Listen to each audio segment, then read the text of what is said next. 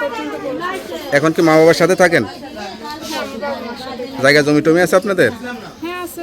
এগুলো কি আপনার নামেই নাকি মা বাবার নামেই আছে? বাবা আমার কিছুটা জমি দিছে, মনে করেন যে বাড়ি ঘর নাই, জায়গা জমি আছে। কেউ যদি জীবন সঙ্গী করে সবকিছু কি তারে দিয়ে দেবেন নাকি? আগে কি কেউ করে সবকিছু দিয়ে দেয়, আগে বুঝতে হবে সে যদি আমার পাশে এসে দাঁড়ায়, আমার দুঃখ কষ্টের সময় এসে যদি দাঁড়ায়, আমার পাশে যদি থাকে তাহলে অবশ্যই দিতেও পারি। যদি ভালো মনে কেউ বিয়ে শাদী করতেছে অবশ্যই।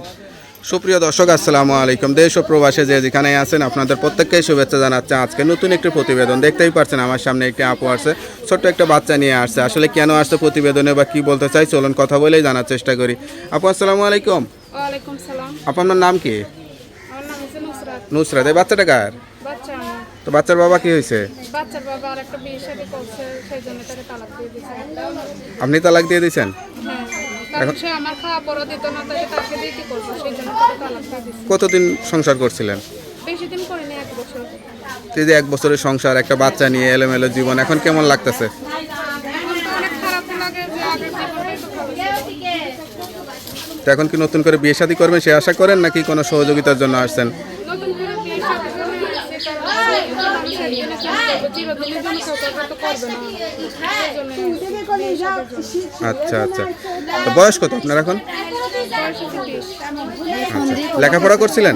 লেখাপড়া বেশি করতে পারিনি, 5 পর্যন্ত পড়ছি। এখন কি মা বাবার সাথে থাকেন? হ্যাঁ, বাবা মার সাথে। জায়গা জমি টমি আছে আপনাদের?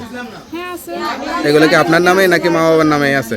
বাবা আমার কিছুটা জমি দিছে, মনে করেন যে বাড়ি ঘর নাই, জায়গা জমি আছে। কেউ যদি জীবন সঙ্গী করে সবকিছু কি তারে দিয়ে দেবেন নাকি?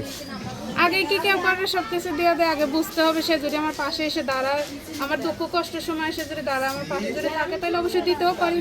যদি ভালো মনে কেউ বিয়ে শাদী করতেছে অবশ্যই তার সঙ্গেই থাকে। আমার বাচ্চা আছে, তার যদি সে দায়িত্ব নিতে পারে, ভরণ পোষণ দিতে পারে, তাহলে তার নামে তো আমি দিতেও পারি। তারও যদি বাচ্চা কাচ্চা থাকে? তার বাচ্চা কাচ্চা থাকলে সমস্যা নেই, পুরুষ মানুষে 2টা বিয়ে করতে পারে, আচ্ছা আচ্ছা। কিন্তু যে দায়িত্ব নেবে সেই তো আসলে সত্যিকারের পুরুষ।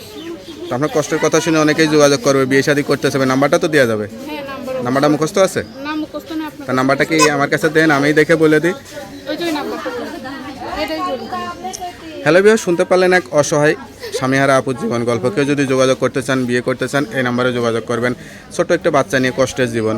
তার নাম্বারটি হচ্ছে 0193539442। নাম্বারটা তো আপনার কাছেই থাকে? হ্যাঁ, নাম্বারটা আমার কাছে থাকে ভাই। পারলে একটা সেলাই মেশিনের ব্যবস্থা করে দিন, তাহলে আমার বাচ্চাটাকে নিয়ে কোনো মতন কাজ বাজ করে চলতে পারবো। আর কেউ খারাপ কথা বললেন না, পারলে পাশে থাকবেন, না পারলে কেউ ফোন দেবেন। যারা খারাপ কথা বলে খারাপ কথা সায় দিবেন না।